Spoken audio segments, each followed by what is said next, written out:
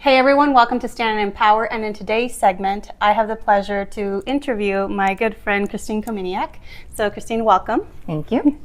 Well, I do want to start off with asking a few questions, but again, thank you for taking the time to be here today. It's my pleasure. Yeah. So let me start off with, tell us a little bit about yourself, what you're passionate about. Well, that's a really fun question for me because right now it seems like my passion is moving in a different direction. But I think it kind of goes hand in hand with just my entire life. I've been very entrepreneurial. Yeah. And even when I was in the workplace working for someone else, I would say I was entrepreneurial. You know, I was always treating it like it was my own. And so I think that just overall, I'm passionate about people living their life by design, not by default. I like that, by design. Yeah, and I've believed for a long time now that if you are not designing your life, you are just kind of going along living it by default. Yeah. And so for many, many years, I've been pursuing this entrepreneurial lifestyle. I've had numerous different career paths, if you want to call it that, as I've been finding out where I feel like I'm being called or where I'm feeling like there's opportunities. Yeah. And one of probably my more recent adventures was I launched a organic and natural hair and skincare brand on Amazon. And that was about 10 years ago. And I learned a lot through that journey. And there was some hard stuff, but there was also some really good stuff that I'm now seeing that I'll be able to apply into this next path that I'm looking at going down. Yeah, I like that. It's like a whole learning experience, right? Trying something, learning as you go, like you mentioned with Amazon. So yeah. Well, what are some of the challenges that you've had and how have you overcome them? I will say, and there may be a little TMI going on here, but if we're being just real and authentic, probably the hardest patch for me was actually in the middle of running that Amazon business. I found myself going through menopause, pre-age. Like my doctors were very surprised that it happened that early. Yeah. I didn't realize it was going on, and I didn't realize how much it affected my ability to think. And of course, it was affecting sleep and my ability to handle stress and problem solve. Yeah. And I just thought that maybe I just am not cracked up to be an entrepreneur. It really had me questioning who I thought I was as a person, as a woman. And, you know, I think that everyone maybe goes through these times in their lives where they are kind of questioning, like, what are they doing? Are they really meant to be doing this? Yeah. And that was a huge challenge for me to go through all of that all at the same time while there was, the middle of the pandemic, supplier issues. There was a lot all at once. Yeah. And so I would say that's probably one of my most recent kind of big challenges that I had to work through and get past. Yeah. And what are some of the tools that you've used then and, you know, maybe even now that you continue to use that you can say, hey, these were helpful? Yeah. So there was a full spectrum. I won't say that there wasn't like a magic pill, so to speak. And by the way, magic pills don't work. Sure. They don't exist, right? But everything from, obviously reaching out to friends and mentors, pressing into my faith, trying to do what I could holistically for the health of my body, what was in my control, even going down the path of therapy, cognitive behavioral therapy, accelerated resolution therapy, I think is what it's called. Those were helpful tools for me, and those are things that I can continue to use, with additional challenges that may come up. But I would just say, like, when I got to a place where it was like, okay, this has gotten me so far, it wasn't that I would give up on it. It's that I would pursue additional things to be able to kind of keep working through it. I guess I just always had hope that I may not understand all of this right now. I may not know my exact way out. Yeah. But I know that I can focus on what is in my control and my ability, what's in front of me right here, and just chip away at that. Yeah, and that is very important. I'm so glad that you're being vulnerable and sharing that part of your story with everyone. And it's important for everybody to remember that you're not alone. So if you are struggling, there is help out there for you. The key is to stay proactive, seeking help whenever you need it, talking to somebody. Don't keep it to yourself because that's not going to help you get through it. So yeah. That's so true. Yeah. Okay, good. No, thank you. Well, who has been your biggest supporter? Oh, hands down, my husband. And it could get me emotional actually thinking about how he's stuck through it with me. Yeah.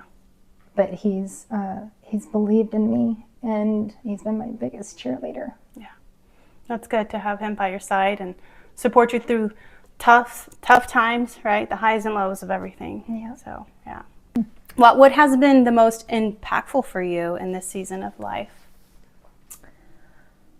I think what's been most impactful for me is just allowing myself to reimagine. And what I mean by that is reimagine what is normal. Yeah. Reimagine what maybe I thought life would be, what it would be like. Because, it has evolved, and there are things that I worked my whole life at that didn't necessarily create what I expected it would create. There's been great things along the way, and I've been incredibly fortunate and blessed to have had businesses that gave me an amazing lifestyle. But there was other aspects that I thought would come along the way that didn't. Yeah. And so now I'm at that place where it's like permission to just reimagine, okay, so if that wasn't in the cards for me, what's next? Yeah. And it doesn't mean that it has to fit in this box of the life that I designed. It means that I can design again. Yeah. Or I can build upon what I had designed before and start designing in some new stuff. I think the big thing is to not just sit in it and do that whole life by default thing. Yeah. Because that's when you get stuck. That's when you feel like, why did I do all of this? Yeah. And so if instead you can say, all right, look, at the end of the day, I'm the one with the pen in my hand to write the story of my life. What do I want it to look like? Yeah. And so that's kind of where I'm at right now, is just starting anew and pursuing the next thing. And it's pretty exciting. There's definitely going to be some challenges in it, but I'm ready for more. I'm ready to grow again in this next phase of my life and apply everything that I took from the past, the good, the bad, the ugly. Yeah. And apply it going into this next venture. Yeah, that's great, because nothing is written in stone, right? So you get to reimagine what that future looks like. Try it with uncertainty. Try it with excitement, with whatever that looks like for you. Yeah. Yeah, good. Not quitting, not giving up. That's important. Yeah. So, well, what would you say to someone going through a difficult time in their life, and maybe to something similar to what you've gone through, or totally different situation? What would you recommend for them? I would recommend that they sometimes it's hard to know where to reach out, but look, if you are in an isolated state, it might be having to, reach out through an app, or, to a therapist. You're great. but being just starting, taking a first step, not having to try to have it all figured out beginning to end, and just going, I got to try something. So I'm going to do one thing. What's one thing I can do? Maybe it's sending a quick email. Maybe it's sending a quick message, because that's all you've got in you to do in this moment. Yeah. It could be picking up the phone, but I feel like these days people are a little bit more cautious to picking up the phone. It makes them uncomfortable. But there's a lot of different ways that, people can get help. I think too is, don't assume that no one can relate to what you're going through. That was one of the things that I really took away from when I was in the Amazon seller space. We actually had a community of sellers, very high level, very, very successful people. But when we got into tight, small spaces, masterminds,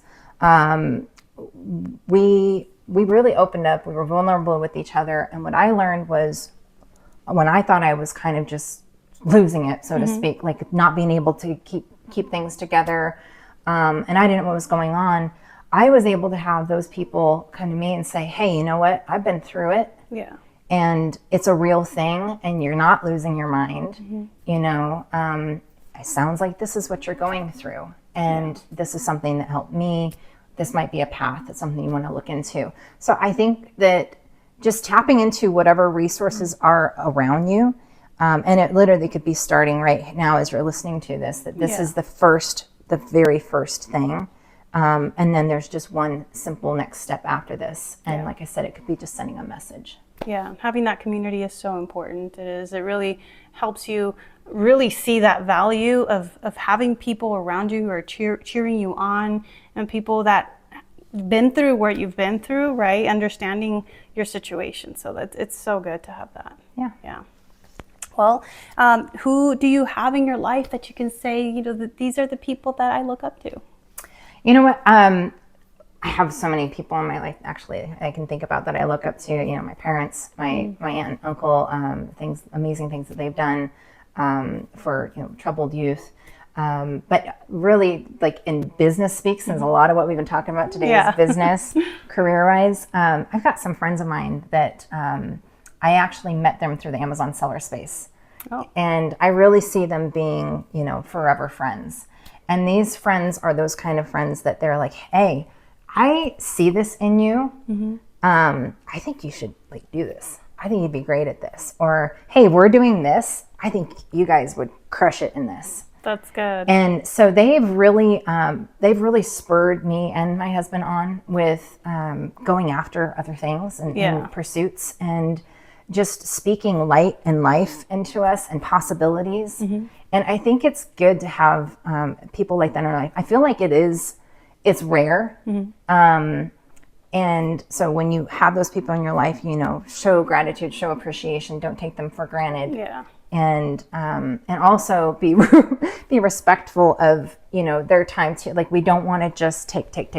Yeah. Because those kind of people, we get so much from them that it's like it's a balance, right? You want to keep a healthy balance, especially when there's friendship and business mixing together. True. You know what I mean? Important. Yeah.